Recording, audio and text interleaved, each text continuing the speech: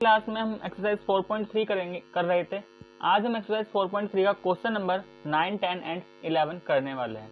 तो students, video को start करने से पहले अगर आपने मेरे चैनल को सब्सक्राइब नहीं किया है तो प्लीज सब्सक्राइब करें, लाइक करें और शेयर करें। तो स्टार्ट करते हैं क्वेश्चन नंबर 9 एक्सरसाइज 4.3। देखो क्वेश्चन नंबर 9 में हमें क्या गिवन है, 2 water taps together can fill a tank in 9 3/8 hours. हमें 2 वाटर टैप्स गिवन है और दोनों एक साथ एक टैंक को, ये हमें टाइम रखा है कि 9 3/8 आवर्स में फिल करती है। The tap of larger diameter takes 10 hour less than the smaller one to fill the tank separately. अब देखो, अगर ये जो टैप है अलग अलग सेपरेटली फिल करती है टैंक को, तो जो लार्जर डायमीटर वाली टैप है वो स्मॉलर डायमीटर वाली से 10 घंटे कम लेती है। Find the time in which each tap can separately fill the tank. तो हमें टाइम बताना है कि जिससे दोनों जो टैप है वो सेपरेटली कितनी देर में उसको फिल कर देंगी। तो सबसे पहले हमें देखो गिवन क्या है, हमें गिवन है यहाँ पे time taken bye both tap. दोनों टैप एक साथ फिल करने के लिए टैंक को कितना टाइम लेती है, 9 3/8 आवर्स। ये हमें मिक्स फ्रैक्शन में रखा था, हमने इसको किस में कर दिया, सिंपल। तो 8 9 72, 72 प्लस 3 कितना 75, तो ये आ गया 75/8 आवर्स। अब देखो यहाँ पे हमने लेट कर लिया, let time taken by smaller tap. मान लिया कि जो स्मॉलर टैप है उसे टैंक को फिल करने के लिए x घंटे चाहिए। तो अगर ये x घंटे ले रही है तो जो लार्जर टैप है उसे कितना टाइम लगेगा, x माइनस 10। क्योंकि क्वेश्चन में बोला गया था कि जो टाइम स्मॉलर टैप ले रही है लार्जर टैप को उससे 10 घंटे क्या लगेगा, कम टाइम लगेगा। तो इसका टाइम कितना आ गया, x माइनस 10। अब यहाँ से हमें निकालना है, तो हमें टोटल टाइम इनका ले लिया है, यहाँ पे हमने सेपरेट टाइम ले लिया है इसका, और यहाँ पे तो टोटल टाइम है दोनों टैप जब एक साथ ऑन होगी। अब यहाँ से हमें निकालना है कि ये इनका 1 घंटे में कितना टैंक को फिल करेगी। तो देखो फिर आगे हमने यहाँ पे फाइंड किया part of tank filled by smaller tap in 1 hour. तो अगर हमें ये निकालना है कि 1 घंटे में कितना फिल करेंगी, तो उसके लिए क्या करना है कि जो भी इनका टोटल टाइम लग रहा था सेपरेटली उसका रेसिप्रोकल हमें कर देना है। सपोज करो इसको अगर मैं ऐसे समझाऊं कि मेरे पास एक काम था, उस काम को हम 2 डेज में कर रहे थे। तो इसका मतलब क्या हुआ कि जब उस टोटल काम को 2 डेज में कंप्लीट किया गया है तो एक दिन में कितना किया गया होगा, तो 1/2 आधा काम क्या हो गया। तो ये 1/2 कैसे आएगा कि जो भी टोटल टाइम था उसका हमने क्या कर दिया, रेसिप्रोकल। ऐसे मान लेते सपोज करो हम किसी काम को 4 डेज में कर रहे हैं, तो एक दिन में कितना करेंगे, 1/4 काम करेंगे। तो ये 1/4 कैसे आएगा कि जो भी टोटल टाइम है उसका रेसिप्रोकल हो जाएगा। तो सिमिलरली यहाँ पे भी क्या होगा कि जो टोटल टाइम है स्मॉलर टैप को जो लगेगा वो x घंटे लगेगा, तो इसका 1 घंटे का काम कितना हो जाएगा, 1/x। ऐसे ही हमने यहाँ पे फाइंड कर लिया part of tank filled by larger tap in 1 hour. तो लार्जर टैप 1 घंटे में कितना फिल करेगी, 1/x माइनस 10। एंड यहाँ पे फाइंड कर लिया आगे part of tank filled by both tap in 1 hour. तो देखो दोनों टैप को जो टाइम लग रहा था वो कितना लग रहा था, 75/8। तो जब हम 1 घंटे का वर्क निकालेंगे तो कितना हो जाएगा, 8/75। अब अकॉर्डिंग टू क्वेश्चन इसका 1 घंटे का काम और इसका 1 घंटे का काम बराबर होगा, इसका 1 घंटे का काम, क्योंकि यहाँ पे दोनों सेपरेटली फिल कर रहे हैं, यहाँ पे दोनों टैप एक साथ फिल कर रही है। तो हम यहाँ से लिख सकते हैं 1/x plus 1/x minus 10 equal 8/75। अब यहाँ से हमें ये इक्वेशन मिल गई है। अब हमें क्या करना है, इसको सोल्व करना है और क्या फाइंड करना है, x की वैल्यूज। तो देखो सिंप्लीफाई करते हैं, इक्वेशन हमारे पास आई है 1/x plus 1/x minus 10 equal 8/75। यहाँ पे सोल्व करते हैं तो एलसीएम ले लेते हैं। एलसीएम के लिए क्या करेंगे, डेनोमीटर में तो हो गया x माइनस 10, न्यूमरेटर में आ जाएगा ये x minus 10 plus x equal 8/75। Simplify करेंगे, न्यूमरेटर में आ गया ये 2x माइनस 10, x की मल्टीप्लाई x से करेंगे x² minus 10x equal 8/75। Cross multiply कर देते हैं तो 2x माइनस 10 की मल्टीप्लाई किससे हो जाएगी, 75 से। एंड इधर क्या हो जाएगा, 8 की मल्टीप्लाई x² माइनस 10x। 75 के 2x से करेंगे 150x, 75 इंटू माइनस 10 तो माइनस का 750 equal 8 into x² 8x² and 8 into minus 10 तो ये आ जाएगा माइनस का 80x। अब क्या करेंगे, इन दोनों को उठा के उधर ले जाते हैं। तो देखो RHS तो हमारा एज इट इज रहेगा, ये 150x RHS में जाएगा तो क्या हो जाएगा माइनस का 150x, माइनस 750 RHS में जाएगा तो क्या बन जाएगा प्लस 750।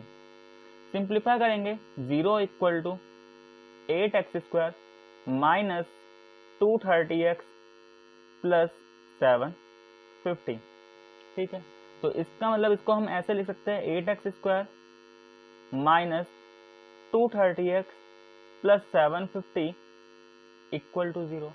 अब यहाँ पे हमारा क्वाड्रेटिक इक्वेशन बन गया। अब हमें क्या करना है, इसको सोल्व करना है। तो देखो यहाँ पे हम फैक्टराइजेशन मेथड यूज कर लेते हैं। सबसे पहले जो भी हमारा यहाँ पे प्रोडक्ट आ रहा है वो कितना आ रहा है 8 × 750। प्रोडक्ट कैसे निकालेंगे, कॉन्स्टेंट टर्म जो कोएफिशिएंट है x² का, उसका x² का कोएफिशिएंट कितना है 8 एंड कॉन्स्टेंट टर्म कितना है 750। तो प्रोडक्ट कितना आया 8 × 750। अब इसके हमें ऐसे दो फैक्टर बनाने हैं कि जिनका सम इसलिए क्योंकि यहाँ पे प्रोडक्ट कैसा है पॉजिटिव, तो जिनका सम क्या आ जाए 230 आ जाए। तो देखो 8 को मैंने ऐसे रहने दिया, 750 को लिख दिया 250, 750 को हम लिख सकते हैं देखो 25 × 30। अब 25 और 8 की अगर मैं मल्टीप्लाई करता हूँ कितना आएगा 200 और ये 30। तो देखो 200 और 30 को अगर ऐड करेंगे कितना आएगा 230। ठीक है, लेकिन हमें माइनस का 230 चाहिए, तो हम क्या करेंगे -200 -30 दोनों के आगे क्या लगा देंगे नेगेटिव, और ये प्लस 750 इक्वल टू 0। इन दोनों टर्म में से 8 का फैक्टर कॉमन आ रहा है, तो यहाँ बचेगा x² माइनस 8 2 16 एंड 8 5 40। ठीक, और ये हमारा बाहर 8x कॉमन आ जाएगा। ठीक है, ये 8x x माइनस 25। इन दोनों टर्म में से देखो यहाँ पे -30 का फैक्टर कॉमन आ रहा है, तो ये बचेगा x माइनस 25 इक्वल टू 0।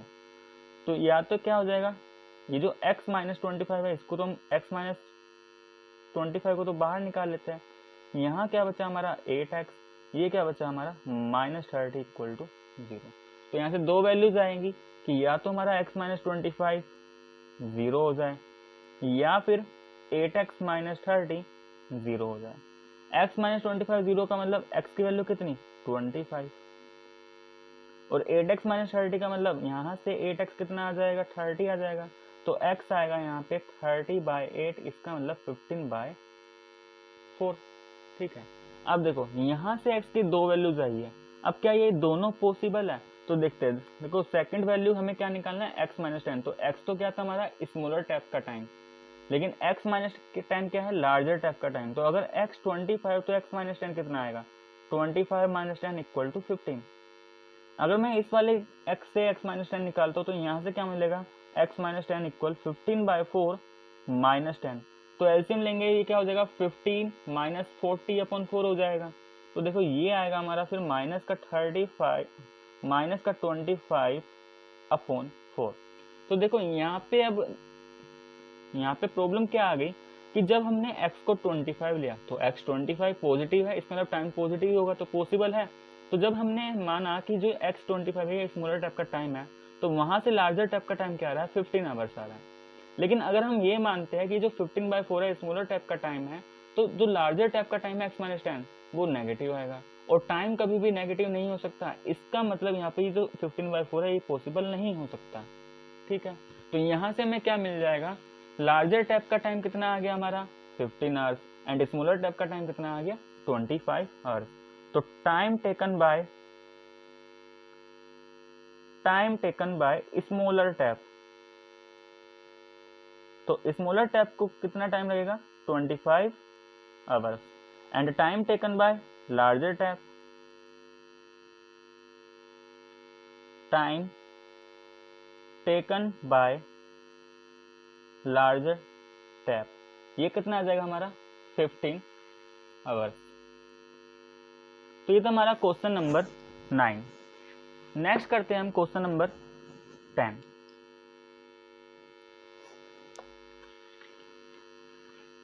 देखो क्वेश्चन नंबर 10 में क्या गिवन है, an express train takes 1 hour less than a passenger train जो एक्सप्रेस ट्रेन है वो पैसेंजर ट्रेन से 1 घंटा कम लेती है to travel 132 kilometre between Mysore and Bangalore.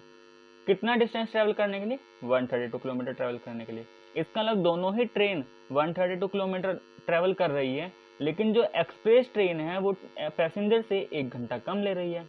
इसका मतलब एक्सप्रेस ट्रेन की स्पीड पैसेंजर से क्या होगी? ज़्यादा होगी। अब देखो आगे क्या लिखा है, if the average speed of the express train is 11 kilometre per our more than that of the passenger train, कि जो एवरेज स्पीड है एक्सप्रेस ट्रेन की वो 11 किलोमीटर पर आवर ज़्यादा है किससे? पैसेंजर ट्रेन से। तो हमें क्या फाइंड करना है? Find the average speed of the to train. तो दोनों ट्रेन की एवरेज स्पीड हमें फाइंड करनी है। तो सबसे पहले हम लेट कर लेते हैं, let average speed of passenger train. तो देखो पैसेंजर ट्रेन की स्पीड मान लेते हैं क्या है? x kilometre per hour. तो अगर एवरेज स्पीड का train x kilometre per hour है तो एक्सप्रेस ट्रेन का स्पीड क्या होगा? Then average speed of express train. तो देखो इसका क्या हो जाएगा? क्वेश्चन में लिखा है कि जो एक्सप्रेस का स्पीड है वो पैसेंजर से 11 किलोमीटर क्या है? ज़्यादा है। तो इसका आ जाएगा x + 11 किलोमीटर पर आवर। अब टोटल डिस्टेंस दोनों ही ट्रेन के लिए हो तो सेम है हमारा। टोटल डिस्टेंस कितना गिवन है हमें? 132 किलोमीटर। ठीक है, तो सबसे पहले हम इन दोनों ट्रेन का टाइम निकाल लेते हैं। हमें डिस्टेंस पता है, हमें दोनों का स्पीड पता है, और हमें पता है जो टाइम होता है, टाइम क्या होता है? Distance upon speed. तो यूजिंग दिस फॉर्मूला हम यहां से क्या कैलकुलेट कर लेते हैं? सबसे पहले दोनों का टाइम। तो time taken by passenger train. Passenger train का टाइम क्या आएगा? मान लेते हैं हम इसको टीपी से डिनोट कर लेते हैं। ठीक है, मतलब पैसेंजर ट्रेन का टाइम। तो डिस्टेंस अपॉन स्पीड, डिस्टेंस तो हमारा 132, लेकिन स्पीड क्या है? x।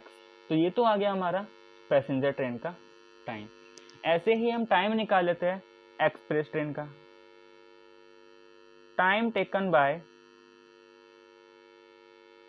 एक्सप्रेस ट्रेन, मान लेते हैं इसको हम टी से डिनोट कर देते हैं। ठीक है, अब इसका भी टाइम क्या आएगा? डिस्टेंस अपॉन स्पीड, लेकिन स्पीड अब एक्सप्रेस से क्या है? x + 11।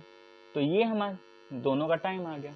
अब क्वेश्चन में गिवन था कि जो ये एक्सप्रेस ट्रेन है ये इस पैसेंजर ट्रेन से 1 घंटा कम टाइम ले रही है। इसका मतलब टीपी माइनस टी क्या होगा? 1 होगा।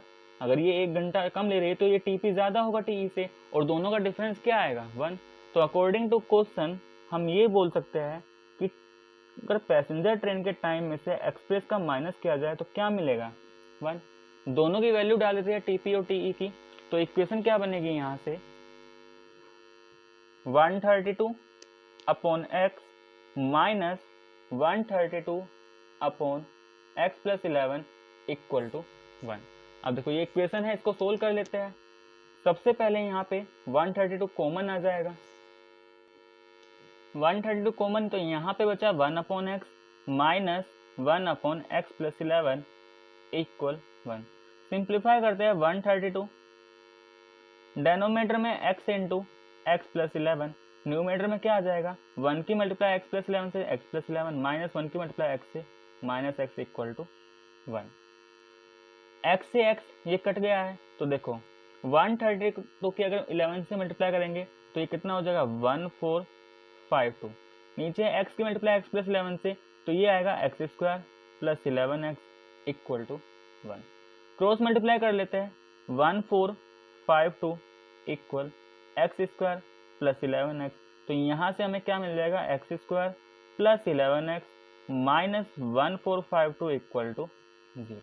अब ये एक क्वाड्रेटिक इक्वेशन बन गई है। अब क्या करना है? इसके हमें रूट्स निकालने हैं। तो रूट्स निकालने के लिए या तो फैक्टराइजेशन मेथड अप्लाई कर लो या फिर क्वाड्रेटिक फॉर्मूला।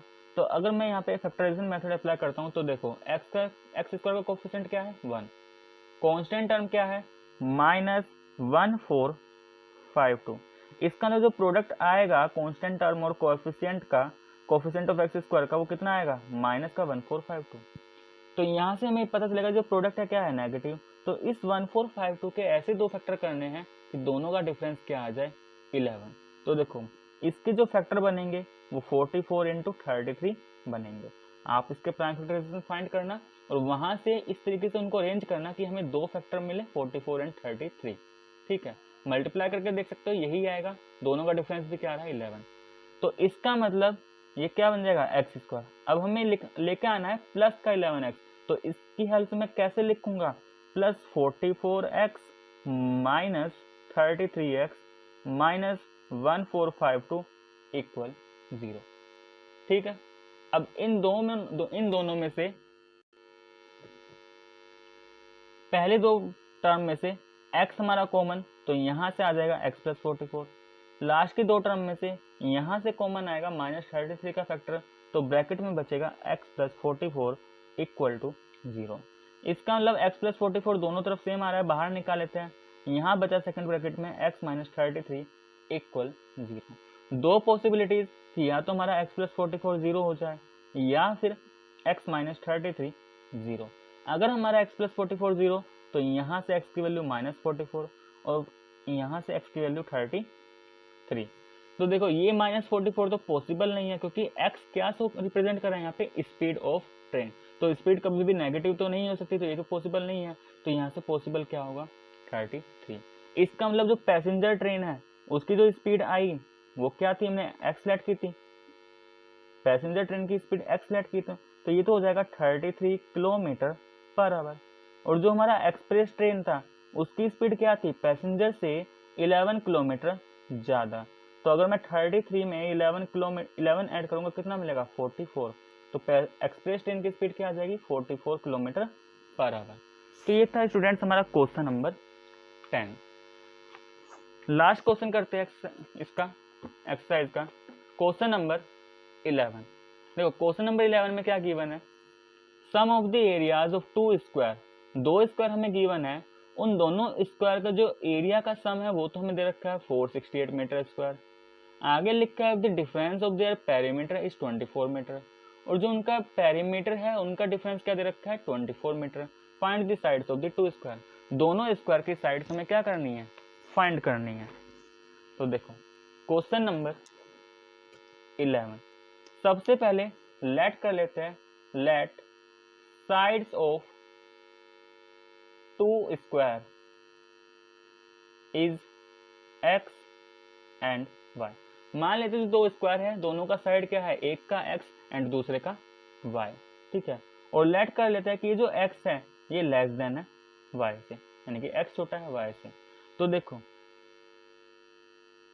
अब इनका जो सम ऑफ एरिया था, दोनों स्क्वायर का जो एरिया का सम था वो हमें कितना गिवन है यहाँ पे 468 मीटर स्क्वायर। अब अगर एक स्क्वायर की साइड x है दूसरे की y, तो जिसकी साइड x है उसका स्क्वायर उसका एरिया क्या होगा साइड स्क्वायर एक्स स्क्वायर। ठीक है, जिसकी साइड y है उसका स्क्वायर, इसका एरिया कैसे निकालेंगे साइड का स्क्वायर, तो क्या हो जाएगा y स्क्वायर। तो यहाँ से हमें एक इक्वेशन मिल गई X square plus Y square equal to 468। आगे क्या दे रखा है डिफरेंस ऑफ पेरीमीटर, तो दे रखा है हमें डिफरेंस ऑफ पेरीमीटर कि जो दोनों स्क्वायर है उनके पेरीमीटर का डिफरेंस हमें दे रखा है 24 मीटर। अब देखो यहाँ पे इस जिसकी साइड x है उसका पेरीमीटर क्या होगा 4 इंटू साइड इसका पेरीमीटर क्या आएगा 4x, इसका पेरीमीटर आएगा 4y, लेकिन ये जो x है ये y से छोटा, इसका मतलब ये वाला पेरीमीटर कम होगा इससे। तो यहाँ पे फिर हम लिखेंगे 4y minus 4x equal to 24।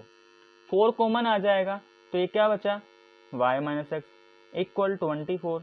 इस 4 को उधर ले जाते हैं तो y minus X equal to कितना 24/4, 4 6 24। तो y माइनस एक्स कितना आ गया यहाँ से 6 आ गया, और y की वैल्यू हम फाइंड करें तो कितना आ जाएगा 6 plus X equation number second. इस y की वैल्यू को हम कहाँ पुट कर देंगे इक्वेशन नंबर फर्स्ट में पुट कर देते हैं। तो put y equal 6 plus X, put y equal 6 plus X in equation first. तो देखो इक्वेशन फर्स्ट क्या था हमारे पास X square plus Y square equal 468। y की वैल्यू पुट करते हैं यहाँ पे, ये क्या बनेगा x square plus 6 plus X का whole square equal to 468। Simplify कर लेते हैं, ये तो हमारा एक्स स्क्वायर ही रहेगा, 6 का स्क्वायर 36, एक्स का square X square and 2 A B वाली टर्म, तो 2 इंटू 6 इंटू एक्स, तो कितना आ जाएगा 12x। ये तो 468 है, इसको हम साथ के साथ एलएचएस में लेके आते हैं, तो -468 एंड इक्वल में क्या 0। तो देखो अब क्या होगा, एक्स स्क्वायर ये बन गया हमारा 2x square plus 12x, 36 minus 468, तो कितना आएगा, 8 में से 6 जाएगा 2, 6 में से 3 गया 3, 4, तो माइनस का 432 इक्वल टू 0। देखो तो जो यहाँ से इक्वेशन मिली वो क्या बना हमारा, 2x square plus 12x minus 432 equal to 0। अब देखो इसमें से भी 2 का फैक्टर कॉमन आ रहा है, तो बाहर निकाल लेते हैं, एक्स स्क्वायर प्लस 6x, ये बन गया 216 इक्वल टू 0। तो फाइनली यहाँ से जो क्वाड्रेटिक इक्वेशन मिला हमें क्या मिला, X square plus 6x minus 216 equal to 0। अब हमें क्या करना है, अब इस क्वाड्रेटिक इक्वेशन को सोल्व कर लेते हैं। तो देखो यहाँ पे हम अगर फैक्टराइजेशन मेथड लगाते हैं तो एक्स स्क्वायर का कोफिशिएंट कितना है 1, कांस्टेंट टर्म कितना है हमारा माइनस का 216, तो प्रोडक्ट हमारा कितना आएगा माइनस का 216। इसका मतलब नेगेटिव साइन शो क्या कर रहा है, नेगेटिव साइन से पता चल रहा है कि प्रोडक्ट क्या है नेगेटिव। तो 216 के ऐसे दो फैक्टर कर लेते हैं कि उन दोनों का डिफरेंस क्या आ जाए 6। तो 216 के जब हम फैक्टर करेंगे तो एक फैक्टर मिलेगा हमें 18 इंटू 12। तो देखो अगर मैं 18 माइनस 12 करता हूँ क्या मिलता है 6, तो यहाँ से इसके फैक्टर आ जाते हैं। तो इसको फिर हम क्या लिखेंगे, x square plus 18x minus 12x minus का 216 इक्वल टू 0। पहली दो टर्म में से x कॉमन, तो x प्लस 18 बाहर निकाल लेते हैं। लास्ट की दो टर्म में से माइनस का 12 कॉमन, तो यहाँ पे बचेगा x प्लस 18 इक्वल 0। अब क्या करेंगे, x प्लस 18 तो दोनों में से कॉमन आ रहा है, तो x plus 18 into x minus 12 equal 0। तो यहाँ से दो पॉसिबिलिटीज कि या तो x प्लस 18 0 या फिर x माइनस 12 0। अगर x प्लस 18 0 हुआ तो यहाँ से x की वैल्यू माइनस 18, और अगर x माइनस 12 0 तो यहाँ से क्या मिलेगा x इक्वल टू 12। x हमारा क्या रिप्रेजेंट कर रहा है, स्क्वायर की साइड, तो side can not be negative, इसलिए ये तो पॉसिबल नहीं है। तो क्या पॉसिबल है 12। तो अगर एक x 12 है तो फिर y क्या आएगा, y हमारा क्या था 6 प्लस एक्स, तो यहाँ से y कितना आएगा 6 प्लस 12, इसका मतलब y कितना आ जाएगा 18। तो हमारी दो साइड्स क्या आ गई स्क्वायर की, एक 12 मीटर एंड दूसरा 18 मीटर। तो क्या लिखेंगे, sides of two square are 12 metre and 18 metre. तो जो दो स्क्वायर हमें गिवन है, एक की साइड 12 मीटर है और दूसरे की साइड 18 मीटर। तो स्टूडेंट्स आपको मेरा वीडियो कैसा लगा प्लीज़ कमेंट करके ज़रूर बताना। तो आज के लिए बस इतना ही।